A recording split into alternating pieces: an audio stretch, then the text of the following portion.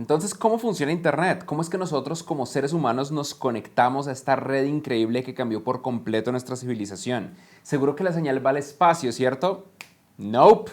La señal funciona así. Muchos creen que allá arriba hay una serie de satélites que están todo el tiempo volando y recibiendo energía solar y conectándonos a Internet y que son los que nos mandan a través de señales de radio, todas esas conexiones, pero esto no es como realmente funciona Internet. Internet no funciona con satélites. Internet realmente funciona con satélites menos del 1% del tráfico. Eso es increíble. La realidad es que Internet funciona a través de cables. Todo nuestro planeta lo que está realmente es cableado y funciona así. Ya habíamos hablado que el módem del ISP se conecta a través de ADSL, teléfonos 4G, fibra LTE, cable, etcétera, a Internet. ¿Pero qué significa un ISP? Un ISP es un lugar real, es un Internet Service Provider. Un Internet Service Provider es una empresa de Internet. Esa empresa puede ser, por ejemplo, Claro, puede ser Telmex, puede ser Telefónica, puede ser Comcast, puede ser Verizon. Estas son empresas especiales que proveen el servicio de Internet. Son estos ISPs, Internet Service Providers, los que nos mandan un cable de ADSL, un cable de fibra a nuestras casas. Y ellos se conectan a Internet. ¿Y cómo funciona eso? En el pasado existía un concepto llamado NAP o Network Access Point, que era un lugar grandísimo donde los países cableaban conexiones de Internet súper lejanas con otros países y era acceso al NAP lo que el país le vendía al proveedor de Internet y el proveedor de Internet se lo revendía al consumidor. Pero el mundo ha cambiado y esto ya no funciona así. No era suficiente que fueran los gobiernos los que proveyeran el acceso a Internet. Este es un mapa aproximado de cómo funciona Internet en nuestro mundo real. Este realmente es Internet. Y cada uno de esos puntos de conexión son puntos que las empresas empezaron a crear de manera ad hoc, de manera independiente, porque no podían esperar a que el gobierno, con su movimiento burocrático y lento, lograra montar las redes que necesitaba el mundo para conectarse más rápido. Así que se inventó un nuevo estándar más allá del NAP.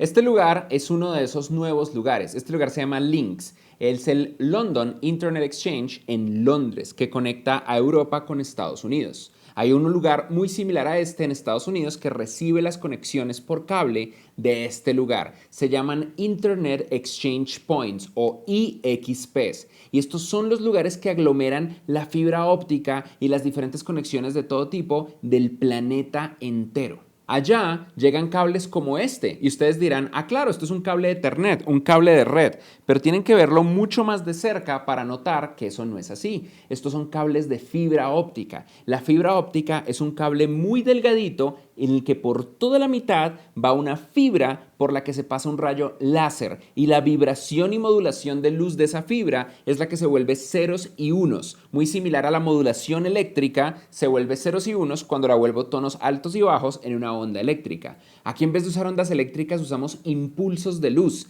y este cable puede terminar en Londres pero empezar en Nueva York o puede terminar en Colombia pero empezar en Japón y es completamente posible que así nos conectemos nosotros a Internet solamente porque muchas empresas empezaron a crear estos IXPs más allá de los NAPs gubernamentales que fueron la base de Internet en sus primeros años. Eso significa que existen múltiples puntos de acceso a Internet alrededor del mundo. Hay cientos de ellos. Curiosamente, leyendo y preparándonos para esta clase, descubrimos que hay 5 de ellos en México. Uno de los más importantes es el que está en Londres, pero también hay otro que está en Ámsterdam, que es increíblemente importante. Y están por todas partes, en África, en Europa, en todo lado. Nosotros encontramos estos puntos, conocidos como IXPs, o Internet Exchange Points.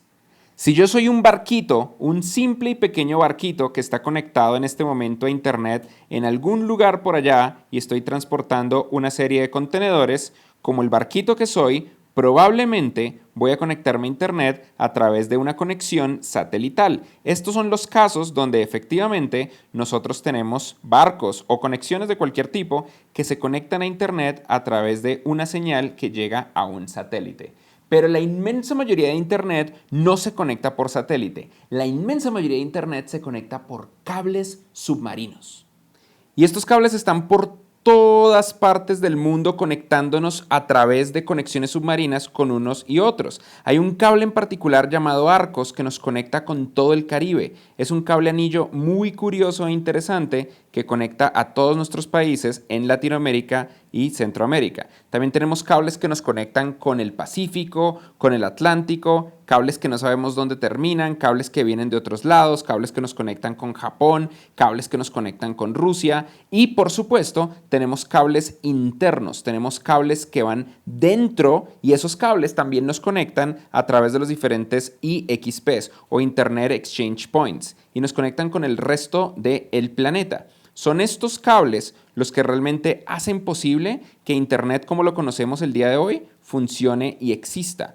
Y estos cables pueden tener la mayor cantidad de conexiones que ustedes se imaginen. Curiosamente, o más bien no tan curioso, son más los cables que existen en el primer mundo de los que existen en Latinoamérica. Son más los cables que existen en Europa de los que existen en casi cualquier otro lugar. Y hay algunos de esos cables que nos llevan a redes completamente privadas. Por ejemplo, hay cables de estos que no son parte de Internet real, sino que son partes de Internet privados. Así funciona, por ejemplo, Internet en China. Pero son estos Internet Exchange Points y estos cables submarinos los que realmente hacen que Internet exista, como nosotros lo conocemos, y que la humanidad se conecte. Entonces, en resumen, un Internet Service Provider se conecta eventualmente a uno de estos cables submarinos a través de los Internet Exchange Points y es por ahí que nuestro proveedor en particular nos da acceso a Internet. E internamente, así como del router al modem, hay un Network Address Translation, también del Internet Service Provider al resto de Internet, hay un Network Address Translation que traduce la petición y luego la lleva a Internet de verdad. Así que cuando nosotros en este PC intentamos abrir Twitter, realmente lo que estábamos haciendo era atravesar estos cables submarinos a través del Internet Exchange Point y llegar a algún lugar en particular. Imaginemos que por alguna razón nuestra conexión en Twitter estaba por acá arriba, al norte de Estados Unidos. Entonces, aquí arriba vamos a conectarnos a un lugar especial. Ese lugar especial es conocido como DNS o Domain Name Server. ¿Y qué creen que es lo que hace? Postdata, los cables submarinos vienen desde el siglo XIX. En la época victoriana, la gente de Londres y Nueva York crearon cables para conectarse entre sí, igualmente la gente de Londres y París. Esos eran cables de cobre que mandaban señales de telégrafo con código Morse en el siglo XIX. En nuestra época actual, los cables submarinos ya no son de cobre, se ven más o menos así. Realmente son múltiples cables los que van en un cable submarino, varias líneas de fibra óptica protegidas por varias capas de plástico y cobre. En este gráfico que ustedes ven acá es la fibra de toda la mitad la que realmente está transmitiendo los datos. Todo el resto son otras fibras, por ejemplo, para empujar electricidad de tal manera que se pueda repetir la señal o para protegerla cuando está muy cerca a la costa. Lo curioso es que entre más profundo en el mar están los cables, más delgados son, porque menos amenazas tienen. Esto es la cubierta de un barco que planta cables submarinos en el lecho marino de nuestro planeta. Miren todo ese cable enrollado, miren el tamaño de los seres humanos. El cilindro que está en el centro del barco es donde está enrollado todo el cable y el resto de herramientas alrededor del barco no solamente están ahí para plantar el cable, sino a veces para subirlo y volverlo a tratar de pegar cuando ocurren accidentes y se corta el cable. Hay accidentes de todo tipo. Casi siempre es porque el ancla de un barco atraviesa un cable y lo rompe, pero en ocasiones el cable es robado o en ocasiones cosas de la naturaleza ocurren que matan el cable. Hay un equipo increíble de profesionales que todo el tiempo viven en alta mar dedicados a arreglar cables submarinos y los cables se rompen todo el tiempo. Cuando hay una catástrofe gigantesca y los cables se rompen en múltiples segmentos, es cuando el internet se pone más lento o cuando nuestro pobre internet simplemente desaparece y decimos que hay una desconexión total. Internet es muy frágil y simplemente conectando los cables que están bajo tierra de una manera coordinada podemos quitarle internet a todo el planeta. Eso podría ocurrir en una tercera guerra mundial que esperamos que nunca pase. Y es ese mismo cable de fibra óptica el que termina llegando a los IXPs, a los Internet Exchange Points, que luego con tu ISP o proveedor de internet hace que puedas ver fotos de gatos en tu laptop.